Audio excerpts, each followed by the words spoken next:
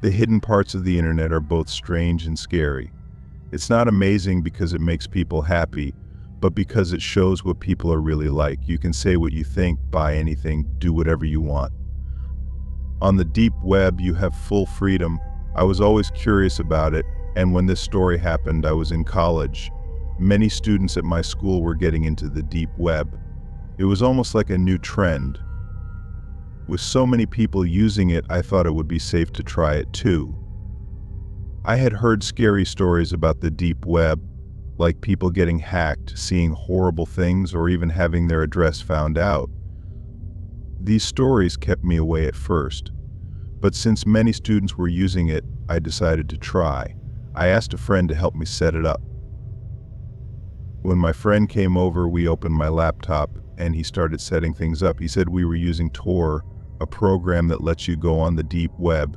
He asked if I was going to do anything illegal, and I said no. He told me we didn't need to install another program called Tails because I wasn't doing illegal stuff. After some time, everything was ready. I had a new IP address, and my friend gave me tips on what to do and what to avoid. He told me to keep the hidden wiki on censor mode so I wouldn't see anything too bad. After about 2 weeks, I felt like I knew what I was doing. I could get to many different sites, talked to some nice people, made new friends, and even bought some weed. I got confident and decided to explore more. I turned off the censor mode on the hidden wiki and started clicking on links. It took a while because Tor was slow and many links were dead. Finally, I found a site called All the Gore. It was a big chat room with many topics. I had a strong stomach and had seen many violent movies and other scary stuff on the regular internet. After looking through a few chat rooms, I saw how sick the site really was. The people there were real killers bragging about what they had done. You could post pictures too. One man called Culture045 was the main talker in one chat room. He described in detail how he broke into a house, took a young girl and killed her parents by hiding under the bed and cutting their throats. Then he said he took the girl to his house and did awful things to her before killing her. At first I didn't believe him, but then he shared pictures. These were the most horrifying things I had ever seen, close-ups of everything that happened. Culture kept posting pictures, and the new ones were of the girl. I started to cry. He then showed a picture of him with a drill. You can imagine how haunting that was. But while he was doing it, he was looking at the camera with sheer joy on his face. I had seen enough and typed in the chat window something I later regret. You people are sick and deserve to die. How can you sleep at night? Immediately, people began making fun of me, saying that I was just as helpless and ignorant as the little girl in the images and that I should get off the big boy part of the internet. They called me all kinds of names and an empath when Culture typed something in the chat box. He said, "Really, where do you live, buddy? I'm sure everyone would love to see you on the site." I then made the biggest mistake of my life and typed, "I called the police and am having this site shut down." Less than a minute later, everything on the site went black and a new chat box appeared in green. Someone named Admin1 typed in the box, "Call the cops and you'll regret it." I didn't type anything in the box and reached for my cell phone. What happened next haunts me to this day.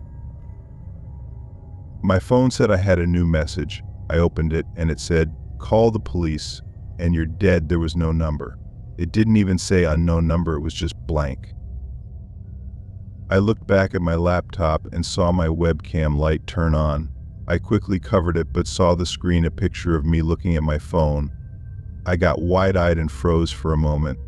The admin typed again, "Put the phone down right now and uncover your webcam." I put my phone down but kept the webcam covered, and then he said, "Okay then, be like that." Right after, he posted my full name, age, and address in the chat box, typing, "It would be a shame if you and your college buddies went missing, wouldn't it?" I then did as he said and uncovered the webcam. He then told me to follow his instructions on how to make it possible for me to reach the site again. I followed each and every one. When I finished, I got a text that said, "Now, don't you ever try to come back." Just like before, it had no number. I still called the police from my friend's phone, but they were never able to find the site. If you ever go on the deep web, don't just mindlessly explore, especially if you don't have additional software to keep you more secure. I was a stupid college kid, and I just hope nobody makes the same mistake I did. I moved to a different home and changed all my information, but I still get nightmares to this day.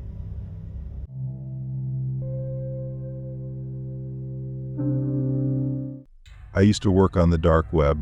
I won't go into the details of how I got into this line of work, but my task was simple: find people, take them, and deliver them to a designated location. I never thought much about what happened to them afterward, but I knew it wasn't good. Over the years, I became numb to it. To me, it was just another job, but with much better pay. I didn't work alone. My partner was a man named Sam who had been doing this for much longer than I had. We met through a dark web forum about 3 months after I started and quickly decided to team up. Sam was older, and the physical demands of the job were getting too much for him, so I handled that part. Sam's experience and guidance made us an effective team. We fell into a smooth rhythm, operating like clockwork. Our employers contacted us through the forums, providing the target's details. After gathering the necessary information, we would scout the location, determine the best time, and then snatch the target. We delivered them to the designated drop point and got paid.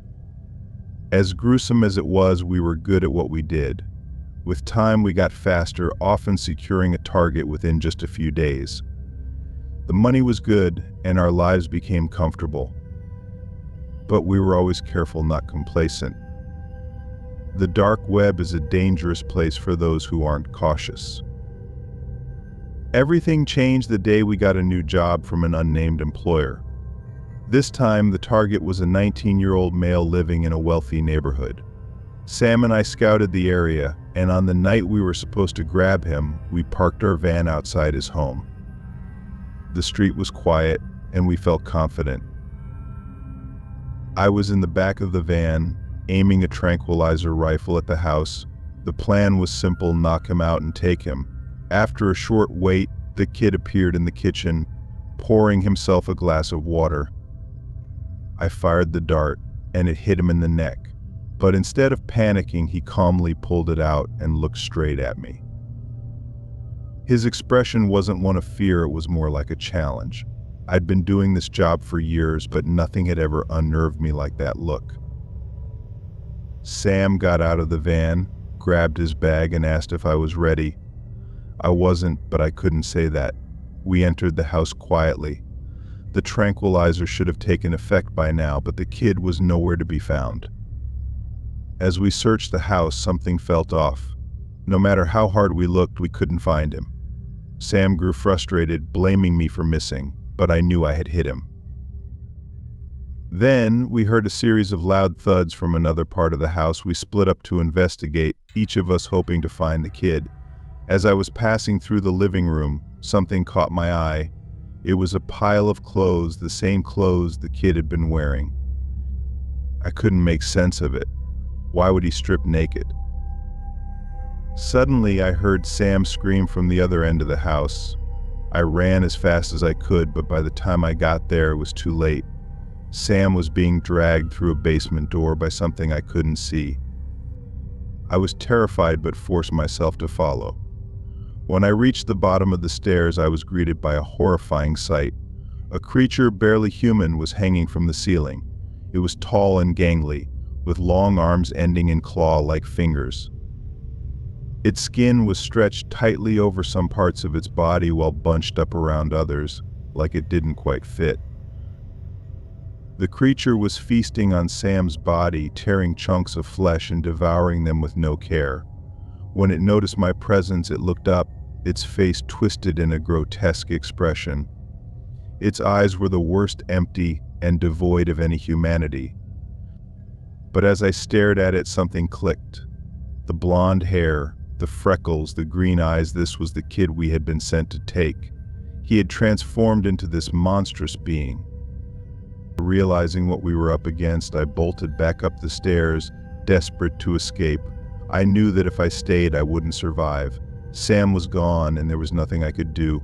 I slammed the door behind me and ran for my life, leaving the house and the nightmare behind.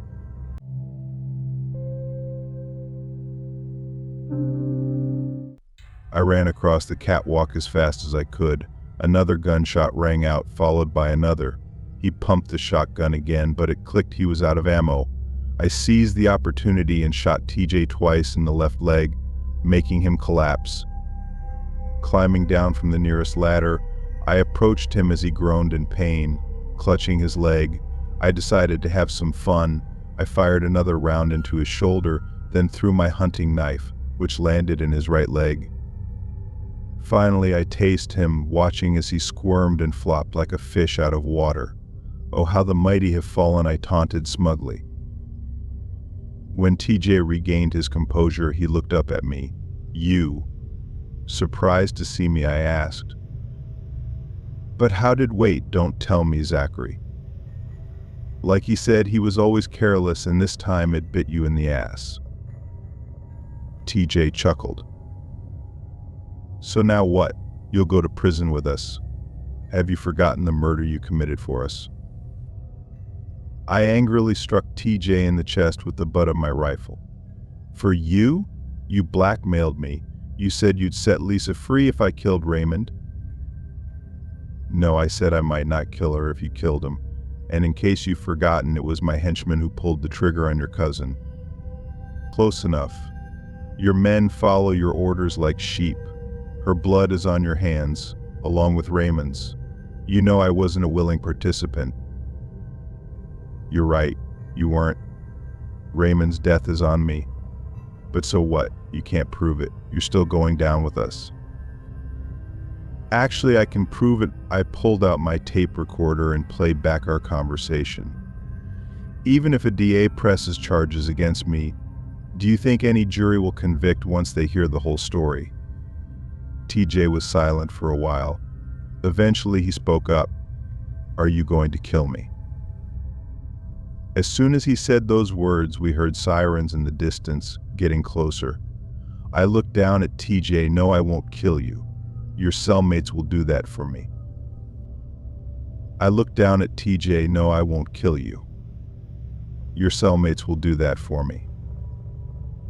The sirens grew louder, and I knew the police were close. I quickly tied TJ's hands behind his back, making sure he couldn't escape. He tried to laugh, but it was strained through the pain. You think this will end me? He sneered. There are more like me. Even if I'm gone, this won't stop. You're wrong, I said coldly. Your little operation is finished. The front door burst open, and the police rushed in, guns drawn. I raised my hands in the air, dropping my rifle to the floor. It's over. He's right here, I said, nodding toward TJ, who was lying on the ground, bleeding from his wounds. The officers quickly moved in, handcuffing TJ while securing the rest of the room. I was immediately taken into custody as well, but I wasn't afraid. I had all the evidence they needed to understand why I had done what I did. The police had already found the tapes and footage from TJ's operation, confirming everything. I was no longer a murderer in hiding. I was a man seeking justice. A few hours later, I sat in an interrogation room, recounting the entire story to the detectives. They listened in silence, their expressions hard, but I could tell they believed me. After the tapes were played and they reviewed the evidence, I was eventually let go. TJ and his men were all arrested, and their sick dark web operation was shut down for good. It wasn't just about revenge for Lisa anymore, it was about stopping them from hurting anyone else. The thought of what TJ and his people had done haunted me, but knowing I had a part in bringing them to justice brought me a small sense of peace. I left the station that night, exhausted but free. Lisa's death would stay with me forever, but I knew she would have wanted me to fight back. As I walked away from the chaos, I whispered a silent promise to her. I'm sorry, Lisa. I hope you can rest now.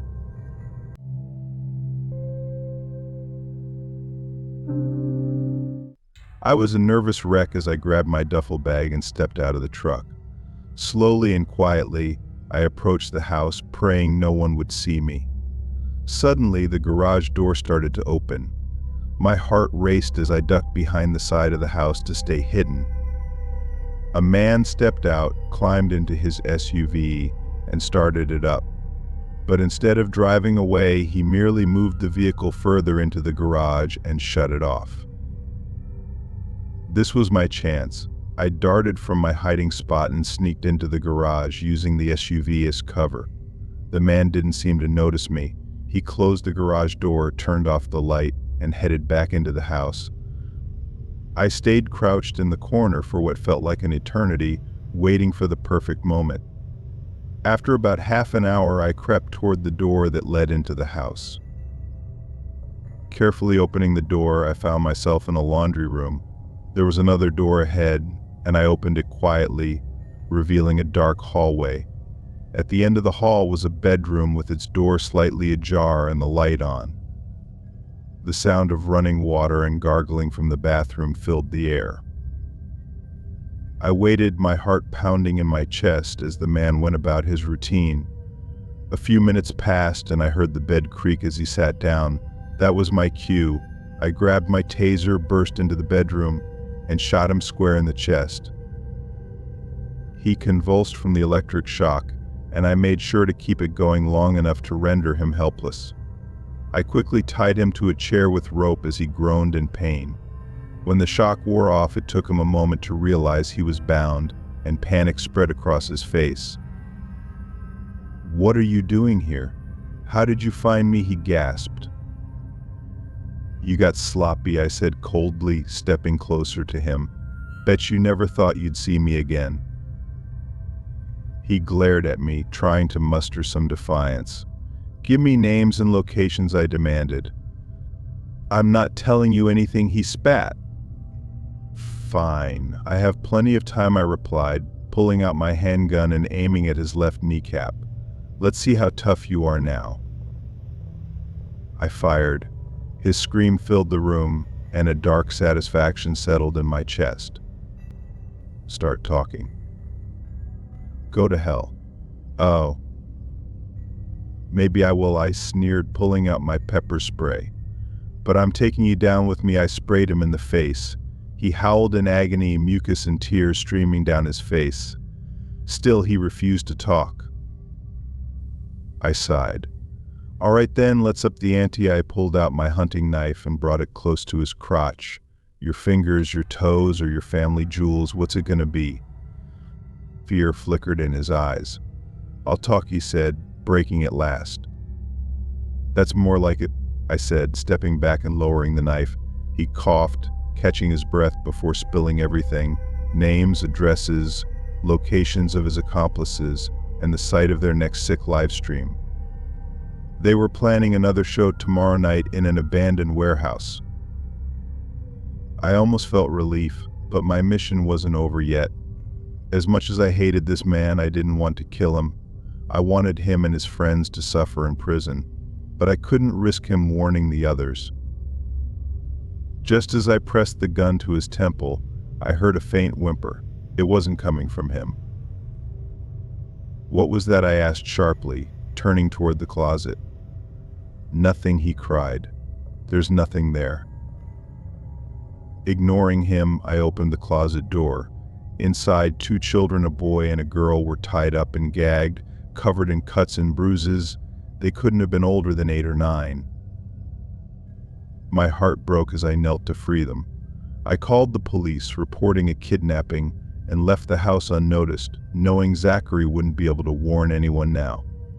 The next day, I staked out the abandoned warehouse, preparing for the final showdown.